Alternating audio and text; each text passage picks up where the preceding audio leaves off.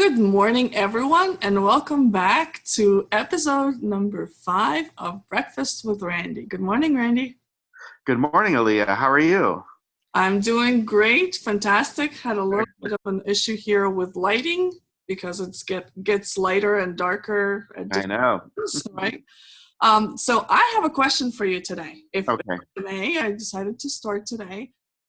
We've been talking about investments and we've been talking about different aspects of investing, but I wanted to take it a little bit deeper into the core. How do you even know if you need to work with an angel investor as a startup, as a young company?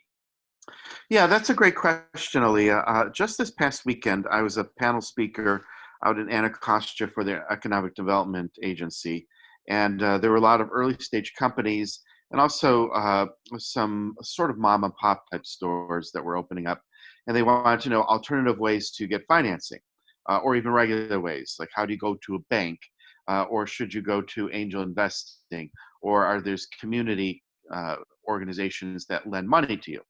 So I think it's a great idea to ask these questions because there's a lot of confusion over what sort of investment uh, does a company need. So I thought because of the Q&A that I got there, I think this is a great time to talk about uh, what is angel investment and how is that different from getting a loan from, say, a bank or somebody else. Uh, so uh, yeah, everybody starts a business, and of course, you need money. You need money to start anything. You want to open up a restaurant. This one woman was started selling muffins out of her house, and then went professional with it. Uh, some people, one person wants to start a hotel for dogs. So there's a lot of different things. Everybody has a dream or an idea what they want to do, but it starts with money. Well, of course, rule number one is you have to put your own money into the company. Uh, so you need to save your own money or get it from friends and family or something. But you have to start off with your own. And there's a very good reason for that because you have to have some skin in the game. If you want to start a business and let's say you put together a budget and it's going to require $200,000 to launch, well, you have to put up at least something in there, a third, half, maybe more of your own money, because nobody's going to lend you money or put money into that business if you don't have any money into it. And the reason is well, okay, so you start this, let's suppose it's a $200,000 business, Aaliyah, and you start this business and I give you $200,000. Okay. And maybe it goes bankrupt, it goes south. Okay. What do you lose? Not much. I'm losing your money. I'm not Right. not You much lost very invested in it. you lost your time and effort, okay, but I lost $200,000. Right. So that's not very fair to me. So why would I invest in something like that? And since startups of any sort have a high failure rate, that's not something I want to do. I mean, restaurants, I think the average is 1 in 7 or 1 in 9 restaurants fail. That's So crazy. yeah, fail in the first year. So uh, it's it's not just because you're a great chef that you can open up a restaurant. You have to be a restaurateur, someone who knows how to run a business of restaurant. Okay, and so a lot of people get tripped up over that. But there's so many different types of restaurants or businesses that you can open up, like even just a barber shop or hairstyling salon. You have to know what you're doing. So you have to have some skin in the game. Okay, so that's where the first financing comes from, your own personal funds or whatever you can raise from your friends and family. Okay, so uh, so let's assume you've done that. Quick question for you. So, Yes. if your family is investing in you, is that considered that they're angel investors or? Well, it's possible, but it's only if there's an issue later on down the road. If you're going to look for accredited investors later on, and accredited investors are defined by Schedule D of the Securities and Exchange Regulations Commission, uh, then could become an issue. But it's really not, because there's an exception under Schedule D that I think up to 20 people can be an investor in your company, and they don't have to be accredited investors. So for this very reason, because most people do go to family and friends or their own finances to launch the company. So you've got some leeway there. So it's not something to really worry about. Got it. Well, you're my family. Can I borrow money from you? Sure, sure. But here's the thing. Again, a lot of people get tripped up on this. If you're going to borrow money from your rich uncle or whoever puts money in, uh, see a lawyer and get it down in paperwork. It is so important. Uh, First of all, there's tax implications, because if I'm going to loan you this money, for instance, at 5% interest rate, I have to declare that 5% interest on my tax returns, and I need a record of that. Okay, and what if you pay late? Well, then there should be some sort of late payment fee or penalty. Okay, and that's income again to myself. So there's tax implications. But so many times, I mean, I'm a former attorney myself, and I still run into these things all the time from people who come to me for help, and they lent money and they have no paperwork to back it up. Oh, wow. Well, and sometimes the relationship goes sideways or south, and you want to sue that person, but you have no paperwork. Well, guess what? You're going to lose if you try to sue them. Okay. Uh, and then, or else, a lot of times people they remember things differently. Okay. You're going to remember this as, oh, I just gave this to you as a grant. I'm going to remember this as, oh, no, I expected you to pay it back once you're on your feet. And without a paperwork to memorialize what you agreed to, who's right? Right. Okay. So it's a contract. I always say contracts are not there because we're anticipating we're going to sue you. A contract is there just to memorialize what we agreed to. So, okay, you sign the contract, put it on a shelf. Hopefully, you never have to refer to it. But if there's any dispute or if there's any confusion, you can pull that contract back down and say, Aaliyah, you agreed to pay this back to me in regular installments. Here's your signature. Okay. So, uh, so that's the real reason why you want to have a contract, at least if you're going to borrow money from any friend or family. And you know what? You have to start thinking like a business person. Okay. Right from the start. And getting a contract, it's not hard to draft a contract. Any attorney will do it for you very inexpensively. And I recommend that you go to an attorney, because you need to build a relationship with an attorney. Just downloading forms off the internet may not be what you need. It may not cover what you need to cover. But just have it reviewed by an attorney and an accountant, because if you have a business, you will need an attorney and accountant, right? Right. So you might as well start off on the right foot and act like a businessman. Don't act like this is some sort of hobby, because if you treat it as a hobby, it's not going to make money for you. That's It's for sure. it's so surprising how many people try to wear hats, so many hats, like an accountant, lawyer hat, bookkeeper hat, and management hat, when they Yeah, start out their own business, because there's no money when you right. start out. But it's so dangerous, such a dangerous path to take. Absolutely. And this is why I try to tell people, look, if you really have no money, then you're in no position to start a company. Uh, it's like I think we talked about this earlier, but if you want to open up a restaurant and you have no money, well, how are you going to how are you going to get a lease for the place? You have to put a down payment for the landlord. How are you going to buy tables and chairs? How are you going to buy restaurant equipment? How are you going to buy the food in advance? You know, all these things are upfront costs. So if you don't have the money, what are you talking about? But Uncle Randy, I am passionate about my food, and I know there's people out there that will invest in me. Yeah, well, good luck. Uh, again, it comes down to, if you have no skin in the game, most people are not going to give you money. Okay, you might find a kind-hearted uncle or parent or somebody, uh, but even then, you should keep your relationship on a professional level. Uh, that's what being a good business person is, or a good entrepreneur. Keeping everything at a business level right from the start. So, so let's suppose that you start a company. So, should you take angel investment or not? That And was my next question. good, good. Well, I know we're thinking on the same wavelength. That's why you and I are always good on these things. Well, there's a difference between an investable company and a lifestyle company. Okay. Do you know the difference between the two? I guess the lifestyle company would be something that I want to do for the rest of my life and I want to be a part of it. Right. That's Uh, basically it. See, an investor, if they're going to put money into your company, not a loan, but an equity position.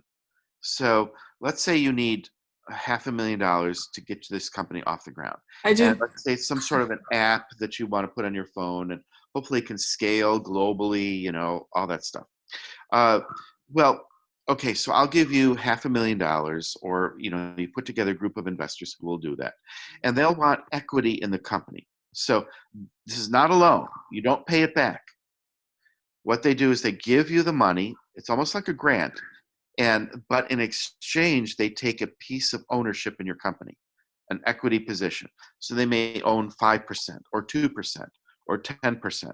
That's something you have to negotiate with the investors. Okay. So do you see, now you have to do negotiation here.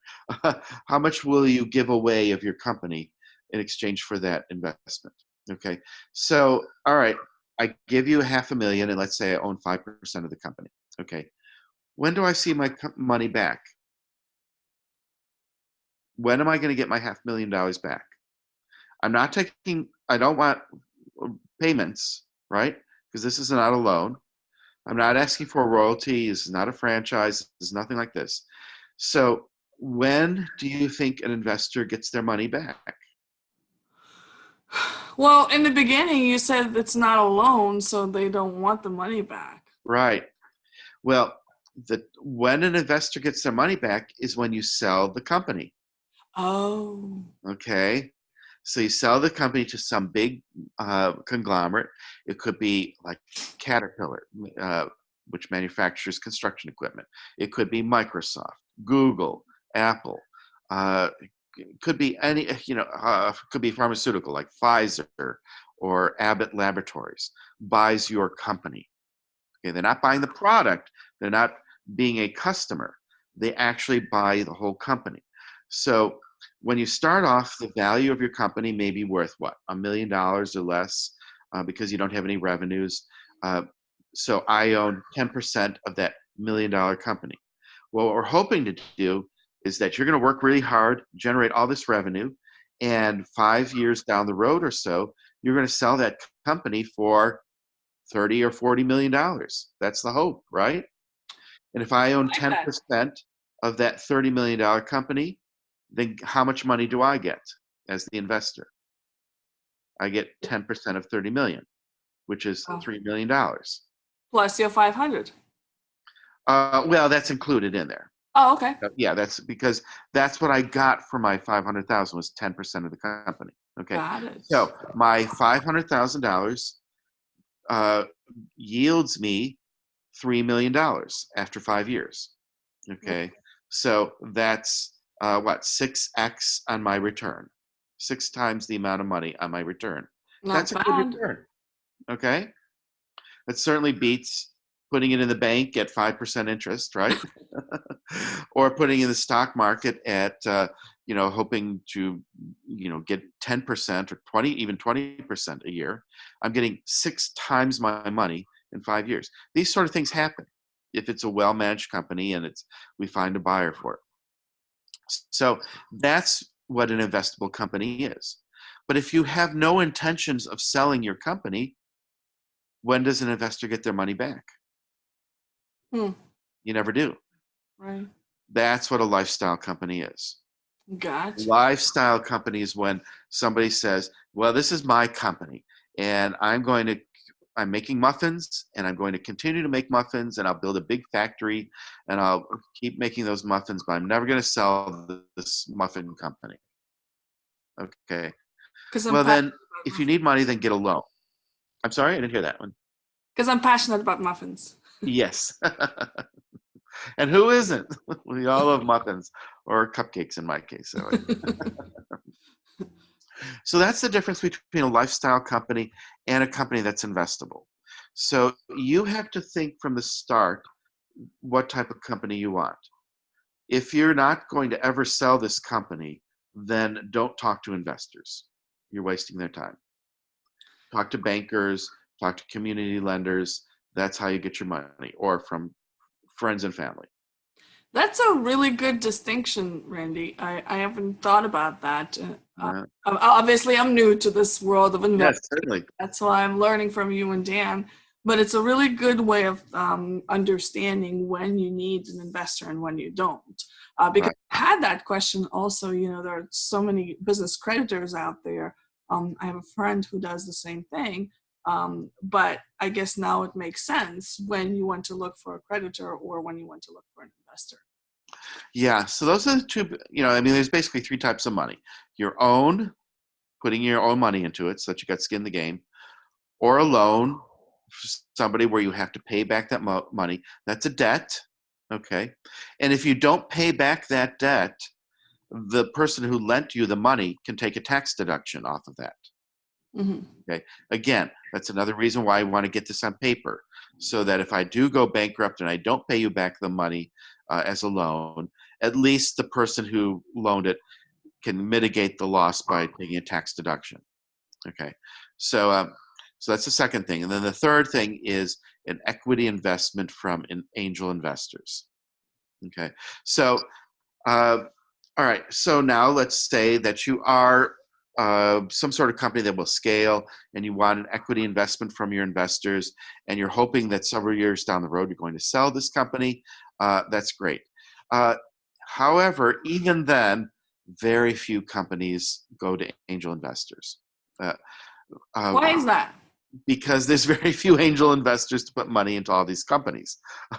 so, so it's just a law of supply and demand. Again, if you can do it all on your own, that's terrific. That's great. That way you own 100% of your company. Okay, so if you do sell this company down the road for, say, 20 or 30 million dollars, that's all money that goes into your pocket. And you don't have investors breathing down your neck, when are you going to sell this company? Or sometimes you get a potential buyer who wants to buy the company on the cheap. Well, maybe I, as an investor, just want to cash out. So I'm going to put pressure on you. Sell the company now so that I can cash out. I can get my money back. But you want to say, well, wait, I want to grow this company some more. Give me another year or two, and we can sell it for more money. Okay, so you get some of those tensions. I've actually met a company that was in that situation. I worked as an independent accounting consultant. I was invited into a company, and she was so stressed out because she had 20 investors. And 3 of her top investors were like, it's time to sell, it's time to sell. And she said, no, just give me another 6 months. Give me this, give me that. But in reality, she actually didn't have all her accounting paperwork ready. Oh. So that's another thing that's important, from like we were talking about the accounting and legal standpoint. Oh, yeah. Be ready for it from the very beginning, because she was spending a lot of money trying to fix all her accounting paperwork because she fell back behind. I think next time we get together for next breakfast with Randy, we should talk about how to even become an angel investor, because 6 times on the return, that sounds interesting to me. Oh, yes. It's, if you know what you're doing, you can make a lot of money. And if you don't, there are people out there like you that can teach, right? Yes. Well, we always say that a sophisticated investor is someone who's lost a lot of money. Start getting smart once you've been burned. Right. Well, yeah, that'd be great. This was brilliant. So now we have a topic for our next breakfast. So thank you so much. And excellent. Everybody for watching, and come back next week.